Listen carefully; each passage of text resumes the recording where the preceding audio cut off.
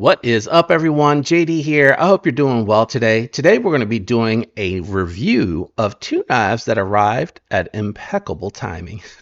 Let's get into it.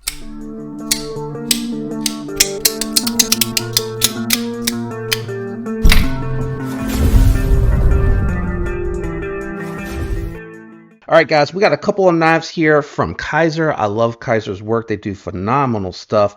But these two happen to come in at the same time, meaning Kizer sent me one of my very own to check out, which I appreciate because that allows me to do my full review, which we'll get into today. And they also happened to send one to Lefty EDC. Shout out and thank you to you, sir. That came via the Pass Round group. All right, enough playing around. What are we talking about? We are talking about the Kizer Nice Guy.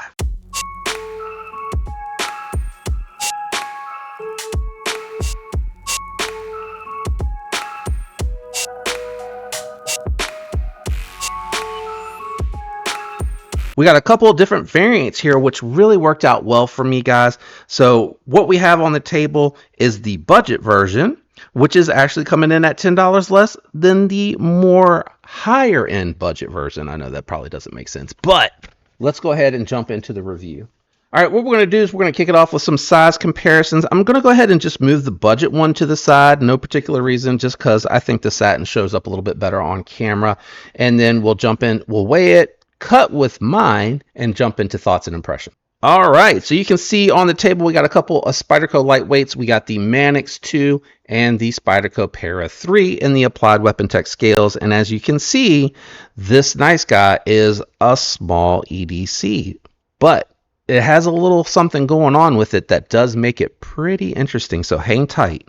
All right, guys, a couple of budget knives on the table to help with the size reference. We got the new Civivi X1 Brian Brown design, and we got the Devo Knives Growler V2 on the table. And you can see it is coming in a little bit smaller than the X1, but pretty close in size to that. I would say this is probably around your Escort X1 size, Escort, I said Escort, Elementum, Elementum size knives and your X1 size knives. Let's do some profiles real quick.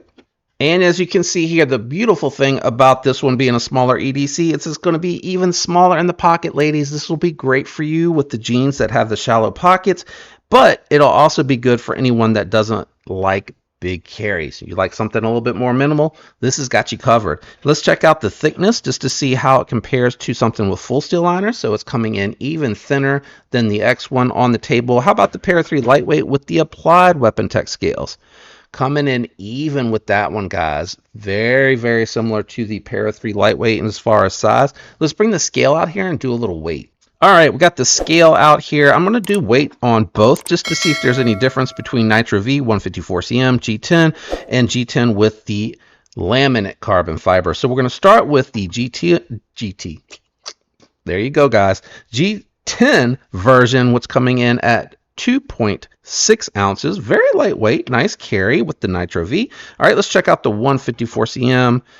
Coming in at 2.6, so 2.4 versus 2.6, 154 cm G10, and your laminate carbon fiber. How's the 2.4 and or 2.6 compare to the Para 3 lightweight with the Applied Weapon Tech aluminum scales? That was a mouthful. 2.5. So this one's splitting the difference.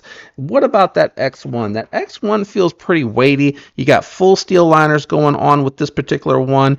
You don't have but one liner, I think, on both of these, just for the lock bar. Yep, just the steel lock bar and then the washers there for the bearings. So I think this will definitely come in like 3.5, I think it was.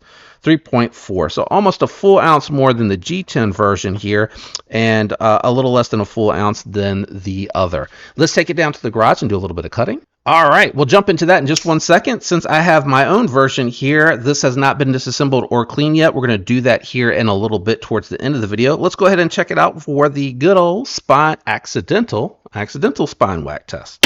All right, passed.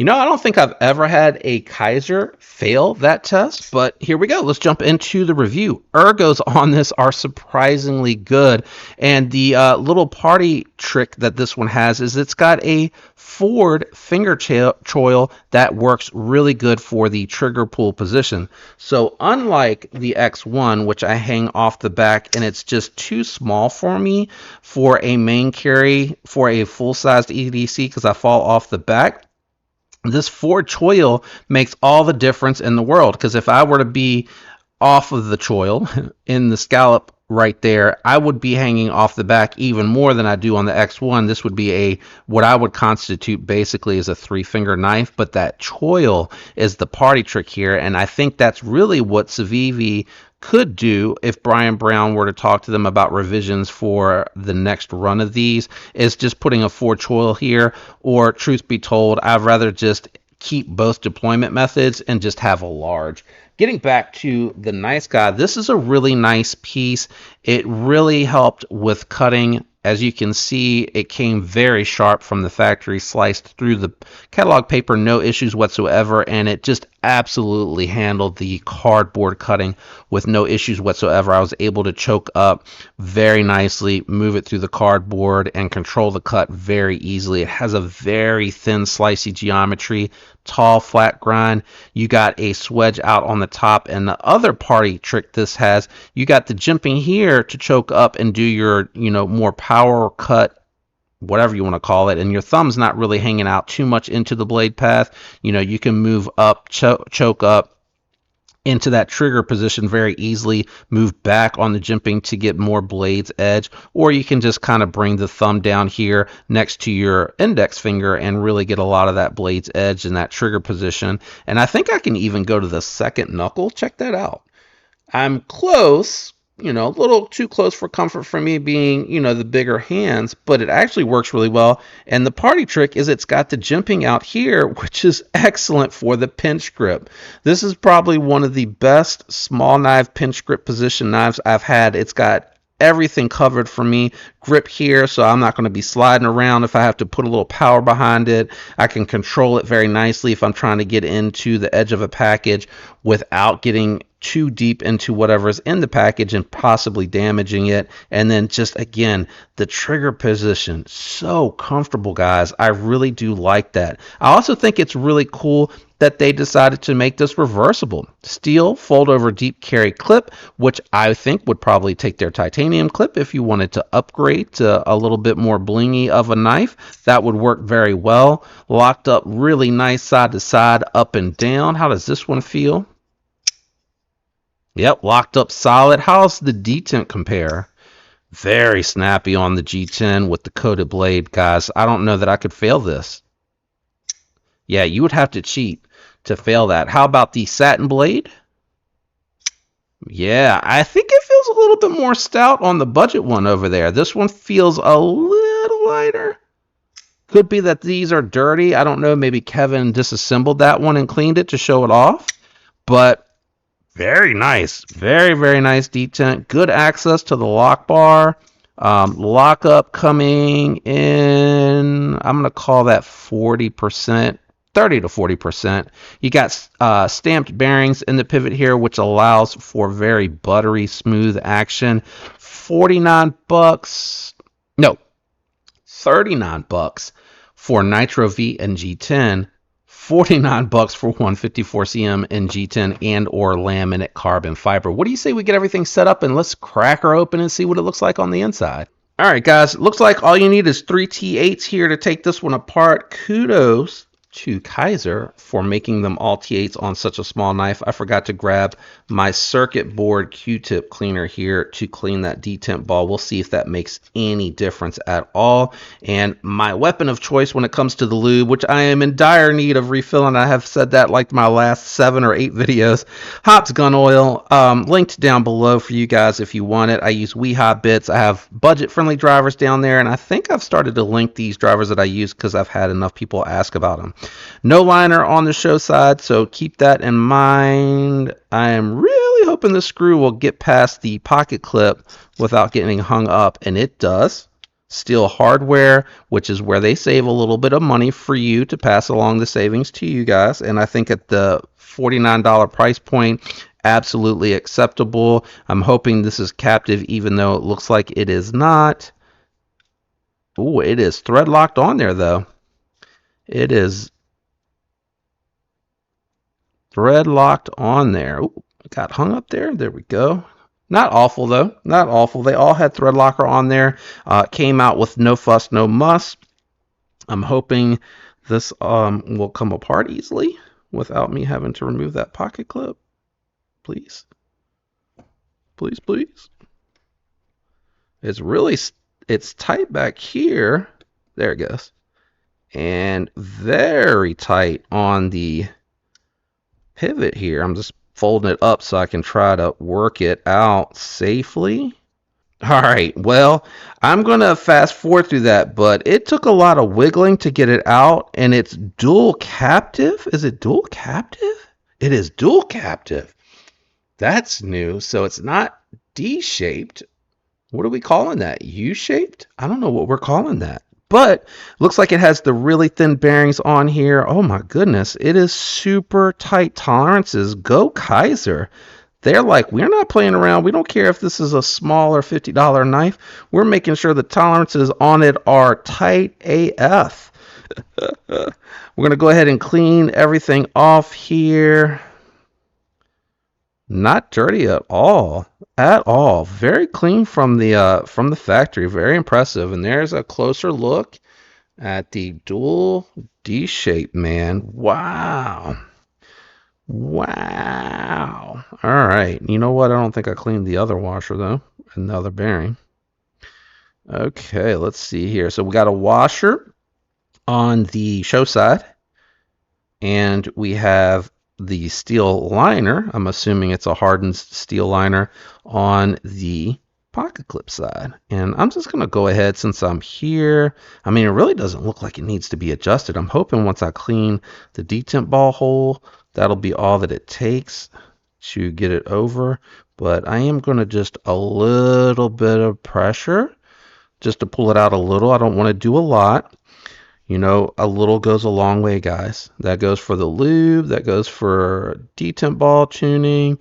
Yeah, it's super clean in there. There was a little bit of dirt. A little tiny bit of dirt. Wasn't awful. Wasn't awful. I'm just going to go behind myself, hit everything up, make sure we're good to go. I'm going to go ahead and clean some of the caked on thread locker off.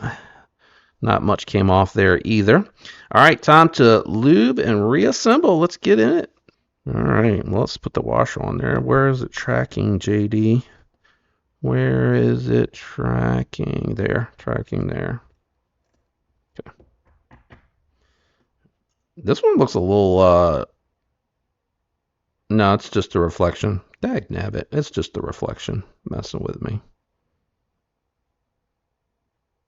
Oh, you know what else I forgot to do? I forgot to drop a dab on the pivot. I just work it on so it's not overly coated. Like, I don't like it dripping out of the pivot. You know what I'm saying? I just like it in there nicely. Press fit stop pin. And it matches, guys.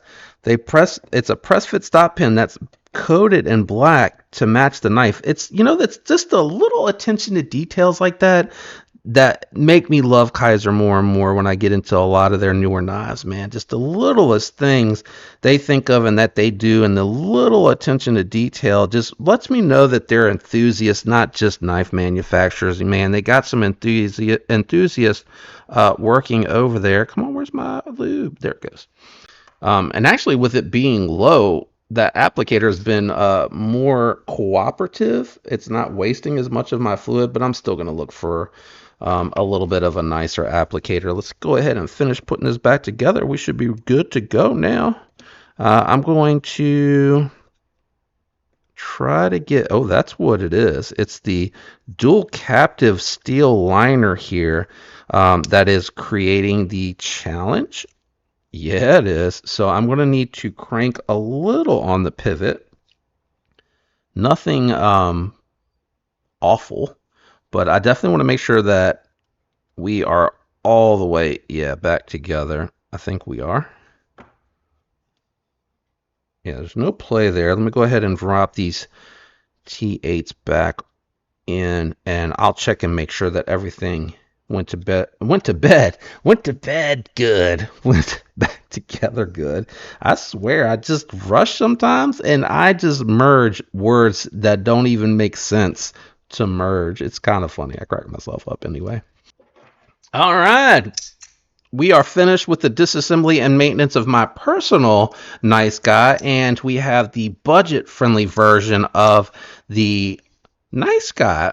Now, for 39 bucks, you're getting really good grippy G10. You're getting Nitro V. You're getting that same good ergonomic jimping party trick here that I really do like. You're getting that reversible steel pocket clip, and you're getting a little bit of a fancier version with a little bit of what I would consider a better steel on the $49 version. Which one do I recommend? I mean, that really doesn't matter. If your budget allows for it, get the $39 one. There's no judgment. If you can swing the extra $10, for me, even though it's laminate carbon fiber, I think they did a really nice job putting this one together.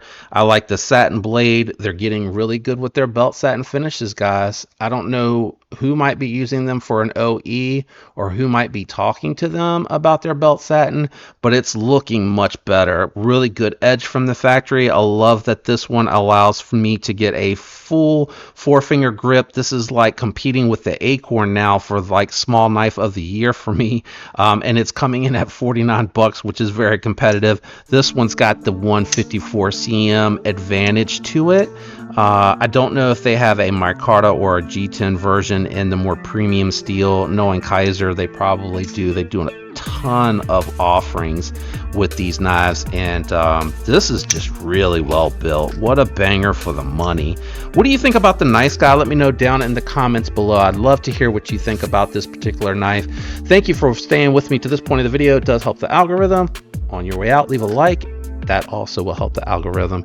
Let me know in the comments, guys. I'd love to hear from you. Shout out to my channel members. I appreciate that loyalty and extra layer of support that you guys provide to me and this channel. It goes a long ways. I love you all. I hope you have a fantastic week, and I'll catch you on the next one. Peace.